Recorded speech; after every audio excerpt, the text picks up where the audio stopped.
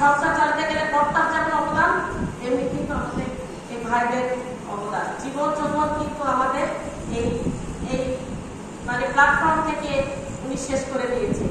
এবং প্রত্যেকটা জেলায়, প্রত্যেকটা অঞ্চলে এখানে যে উনি কিন্তু ওই পরস্পর খুঁজে আনতেছে, একটা একটা করে, কোনো ঝামেলাবিহীন উনি কিন্তু পরস্পর খুঁজে আনতেছে। এখন আমাদের দায়িত্ব হচ্ছে আমরা এই প্ল্যাটফর্মটাকে আরো সুন্দরভাবে, অগ্রসরভাবে সামনের দিকে এগিয়ে নিয়ে যাব।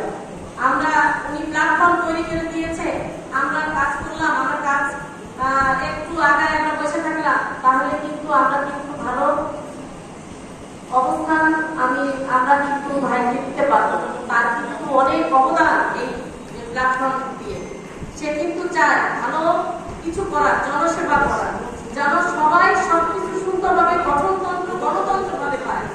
এটা তো আপনারা জানেন, আমরা কিন্তু একটা রাজনৈতিক প্ল্যাটফর্মে ছিলাম। আমরা দেখছি গঠনতন্ত্র গণতন্ত্র সবাই বলে, গণতন্ত্রের কাজ কিন্তু কেউই করে না। আমরা লেকচারে অনেক কিছু করি, অনেক কিছু বলি, কিন্তু আমরা কিন্তু কাজে আমরা কিছু করি না।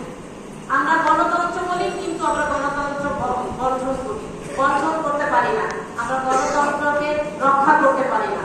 কিন্তু এই এনসিপি, এই জাতীয় কংগ্রেস এনসিপি আমাদের ছাত্রী ভাই আমাদের এনে দিয়েছে কিসের জন্য জানেন?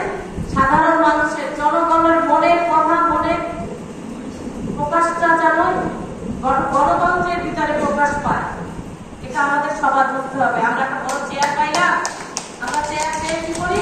আমরা তখন একটা মানে যে কথা আছে না, যে আমি সবকিছু আমার নিয়ন্ত্রণে থাকবে, এভাবে গণতন্ত্র হয় না, এভাবে গণতন্ত্র পরিকল্পনা ভাবে কাজ হয় না।